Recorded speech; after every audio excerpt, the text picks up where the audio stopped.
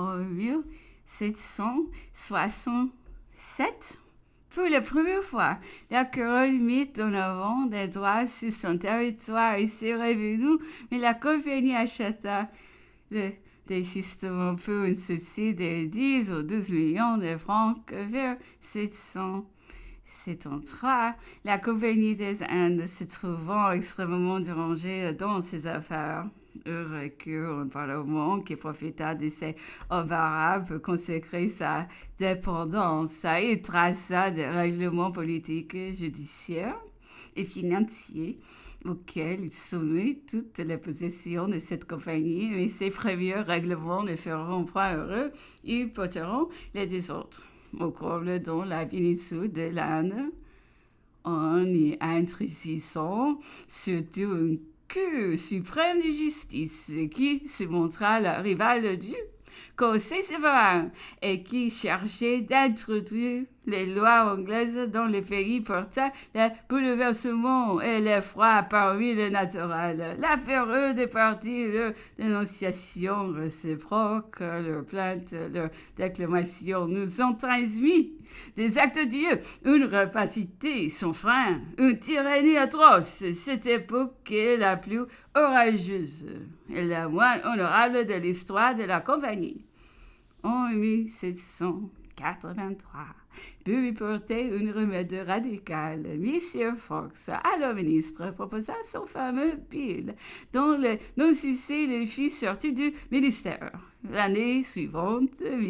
Pitt, qui avait été son antagoniste, en présenta un autre qui commença sa grande réputation et gouverne encore aujourd'hui la compagnie. Le bill de M. Fox était un véritable suicide judiciaire. Il retirait à la compagnie toutes ses propriétés et les plaçait en régie entre les mains d'une communauté chargée de gérer pour elle, de liquider ses dettes et de déposer de tous les emplois. Les membres du comité nommés par le roi ou le parlement devaient être inamovibles et siéger jusqu'à ce qu'ils ont mis les affaires sur un meilleur pied.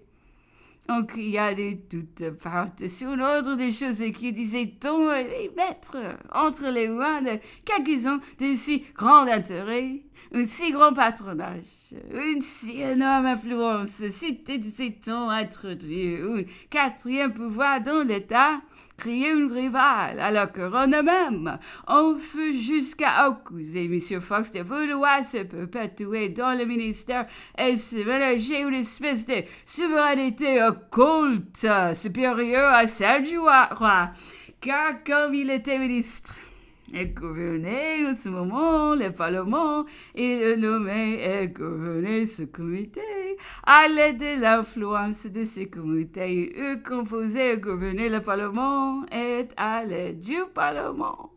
Il eut consacré à perpétuer le comité. Il n'y avait plus de fin. La clameur fut extrême et le roi en fit une affaire personnelle. Il en appela à ses propres amis, à ceux qui, dans la chambre des pères, lui étaient attachés de cœur, comme du loger, attaquant son existence même. M. Fox échoua, se fut contraint de quitter le ministère. M.